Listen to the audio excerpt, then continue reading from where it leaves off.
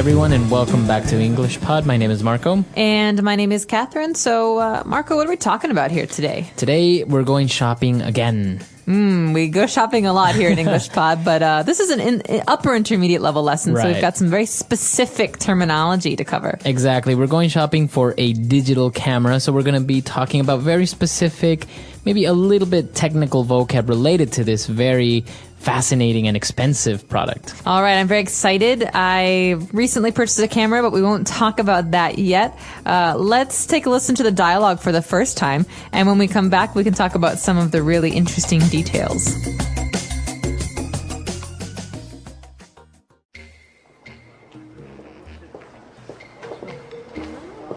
Hello, ma'am. Can I help you find something? Yes, actually. I'm looking to buy a camera. We've got a wide selection. Do you know if you'd like a point and shoot or something a little fancier? Are you shopping for yourself or for someone else? Actually, I'm buying a camera for my husband. Well then I'd recommend a nice entry-level digital SLR. Yeah? Can I take a look at the SLRs you carry? Sure thing, follow me.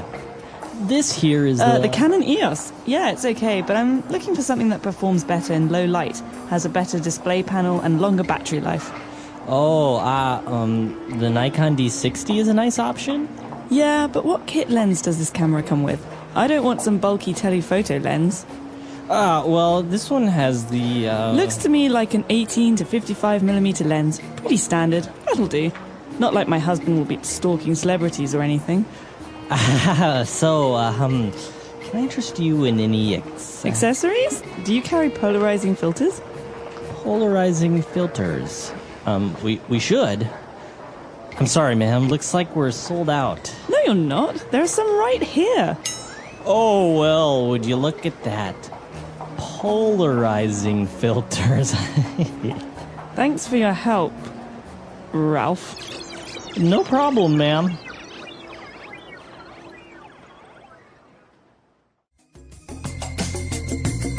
All right, we're back. So apparently this girl knew more than the salesman about this these things. Is this from real life experience? Maybe. Well, we can get to that later, like I said. But there are some very important words that anyone who wants to buy a camera should know before they go into the store. And these are common across the board. So let's take a look at these in today's language takeaway. Language takeaway. All right, so in language takeaway today, we have our first difference. Now, it's very important to know the difference between point-and-shoot camera and the digital SLR.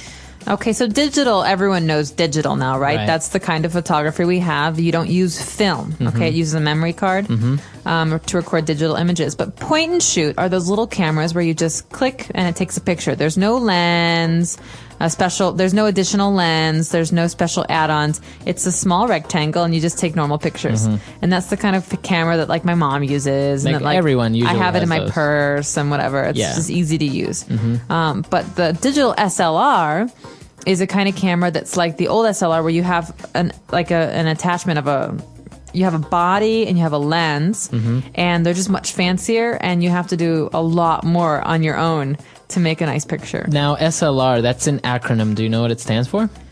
So an SLR is a single lens reflex camera.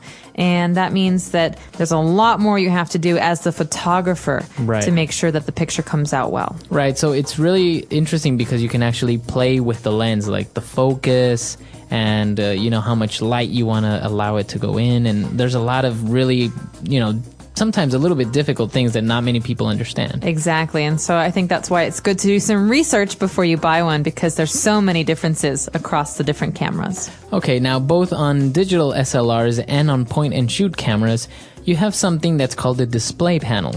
That's right. So a display panel is usually covered in plastic, and it's the area that tells you how many pictures you've taken, how many pictures you can take, if the flash is on, if you're doing an automatic setting. So it's like the little computer monitor that tells you what's going on with the camera. Usually after you take a picture, you can also see how it came out, right, in that moment. Exactly. And so a lot of times with these fancy cameras, you want to know how big the display panel is, and how good the quality is in the display panel. Because obviously if you take a picture and it shows up bad in the display panel, you want to take a new one. But what if it's the display panel that's broken? Right. Okay, very good. And that's actually one of the great advantages of digital cameras, that you can actually see how your picture looks like. Exactly. In that moment. Instant gratification. Nice.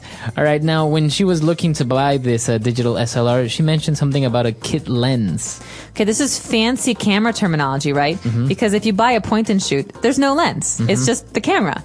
But if you're buying a fancy digital SLR, you can buy the body, which means the machine, but there's no lens. So normally stores will sell cameras with a kit lens. That means they make a kit, or they make a combination for you. So it's the body and the lens. Exactly. But if you want, you can buy the body and the lens separate. Maybe you want a really fancy lens. Exactly. So what's the kind of fancy lens we might buy? A telephoto lens. Ooh, so these are the really big lenses for super close-up shots from a distance, right? So you think of maybe professional photographers or photojournalists who have these kind of lenses. They're big and they're bulky and they're not for traveling. Usually you see them in like sporting events, right? They're on the side of the field and they have these big white, they're usually white lenses on their cameras. So you can actually take a very close picture of the action that's far away.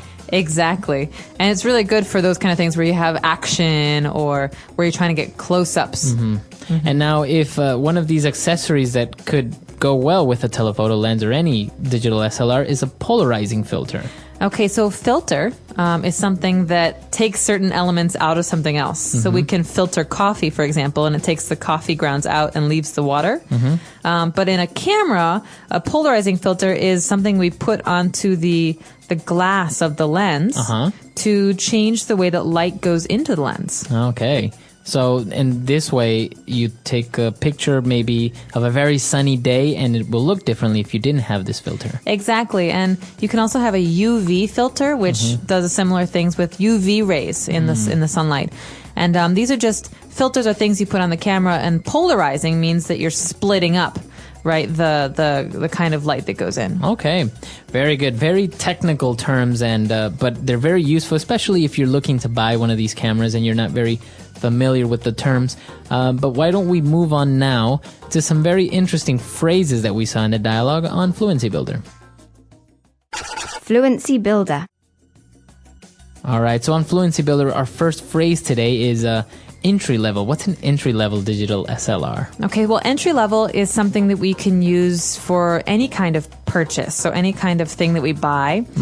In the case of a camera, an entry level is not for an expert or professional. It's something for someone who's buying one for the first time. So like for beginners. For beginners. So entry level is like entry, beginning, starting.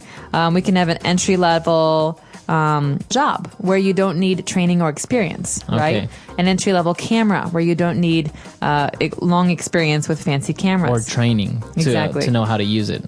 Okay, very good. So that's an entry-level camera, but as you mentioned, we can also use it for the job, an entry-level job position.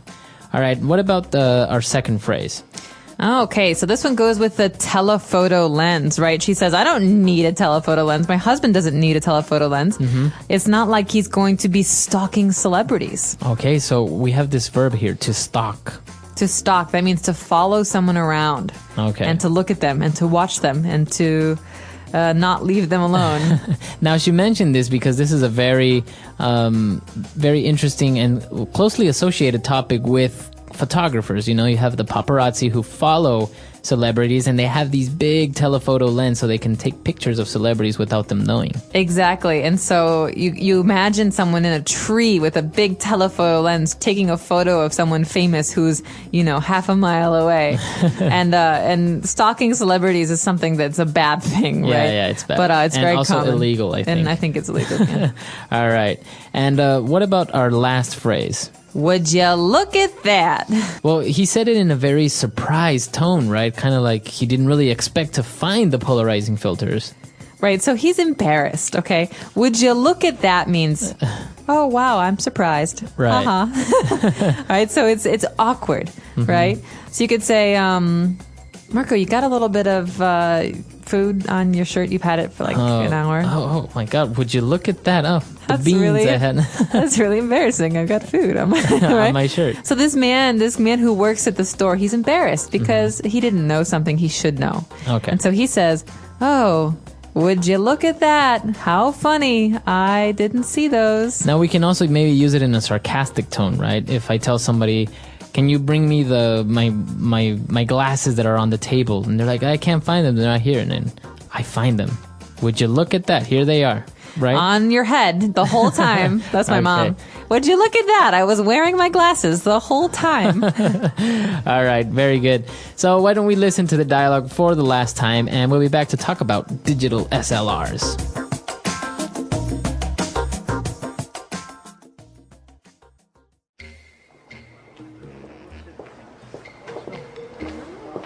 Hello, ma'am. Can I help you find something? Yes, actually, I'm looking to buy a camera. We've got a wide selection. Do you know if you'd like a point and shoot or something a little fancier? Are you shopping for yourself or for someone else? Actually, I'm buying a camera for my husband. Ah, well then I'd recommend a nice entry-level digital SLR. Yeah? Can I take a look at the SLRs you carry? Sure thing, follow me. This here is The Canon EOS. Yeah, it's okay, but I'm looking for something that performs better in low light, has a better display panel, and longer battery life. The Nikon D60 is a nice option? Yeah, but what kit lens does this camera come with? I don't want some bulky telephoto lens. Well, this one has the, Looks to me like an 18 to 55mm lens. Pretty standard. That'll do. Not like my husband will be stalking celebrities or anything. can I interest you in any Accessories? Do you carry polarizing filters? polarizing filters? We should. I'm sorry, ma'am. Looks like we're sold out. No, you're not. There are some right here. Oh, well, would you look at that? Polarizing filters. Thanks for your help, Ralph. No problem, ma'am.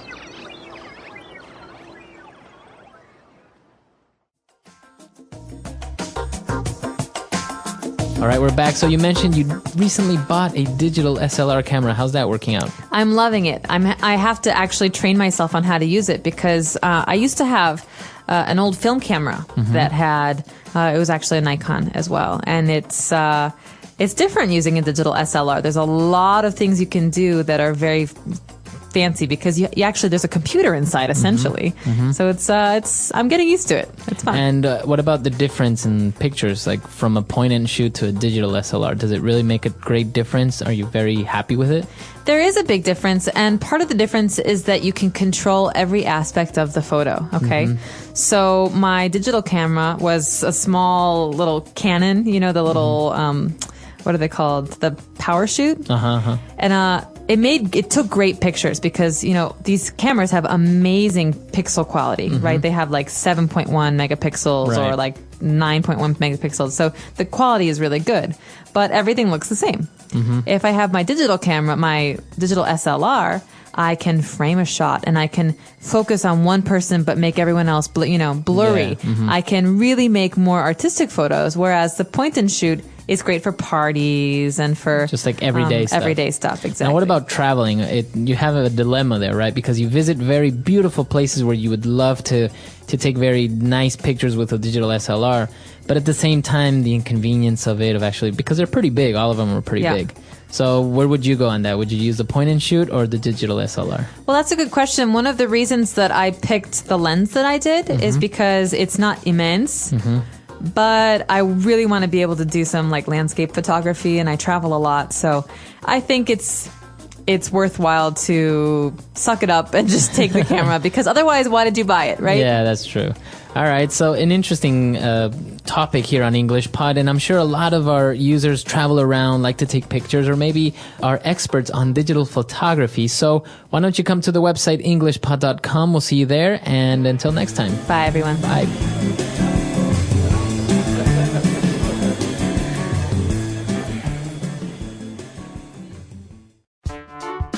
The English Pod Audio Review. Listen to the meaning, then say the vocabulary word.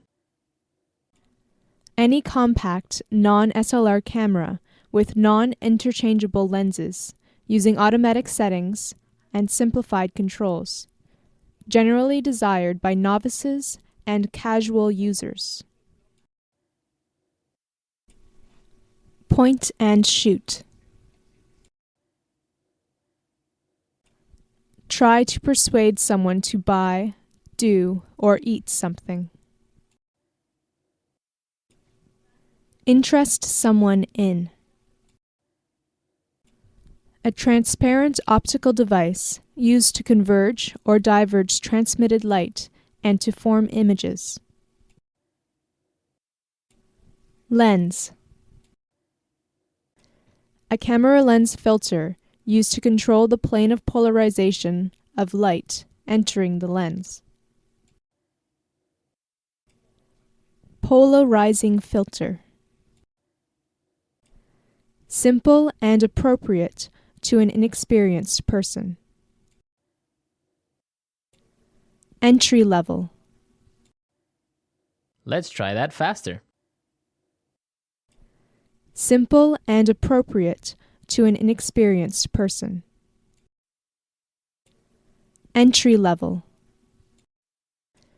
A camera lens filter used to control the plane of polarization of light entering the lens. Polarizing filter. Any compact, non-SLR camera with non-interchangeable lenses using automatic settings and simplified controls, generally desired by novices and casual users.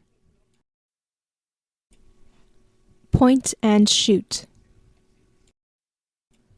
A transparent optical device used to converge or diverge transmitted light and to form images. Lens. Try to persuade someone to buy, do, or eat something. Interest someone in. Now say the word and hear it in a sentence. Point and shoot.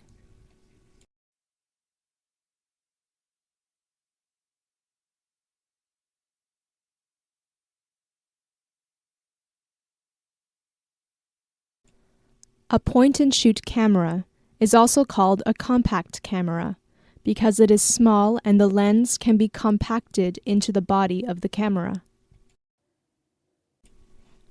Point and shoot.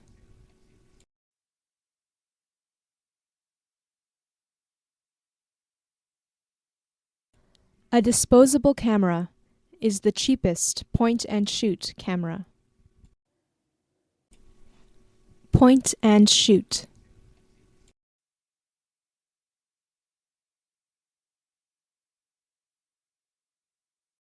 A fully automated camcorder can also be called point and shoot. Lens.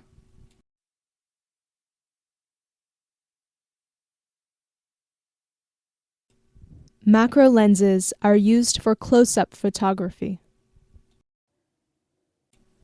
Lens.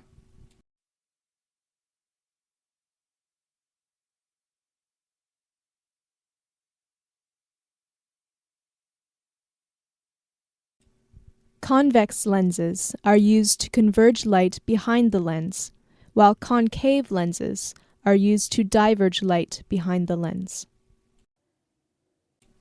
Lens.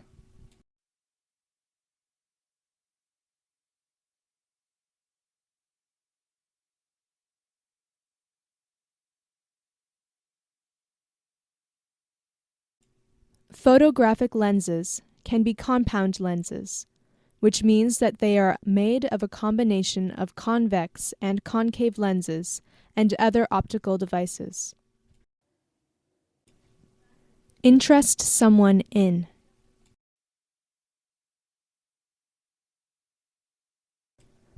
Can I interest you in a drink? Interest someone in.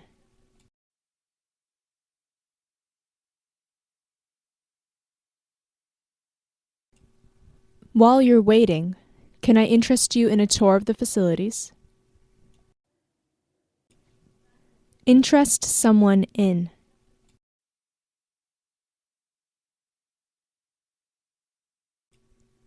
Can I interest you in buying a new car? Polarizing filter.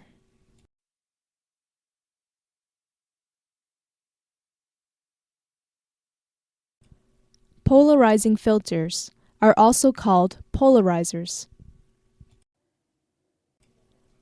Polarizing filter.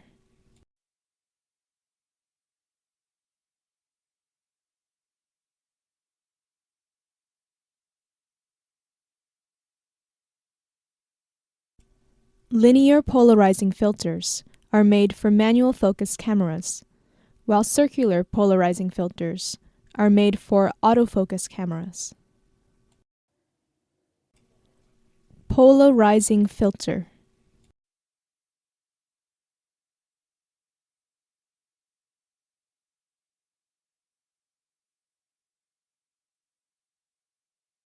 Polarized sunglasses have a coating on their lenses which acts as a polarizing filter to cut out the glare of the sun from reflective surfaces. Entry level.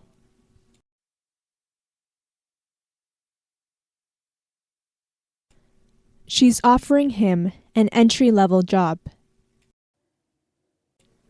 Entry level.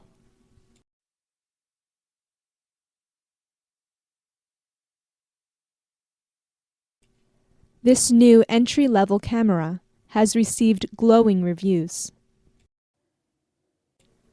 Entry level.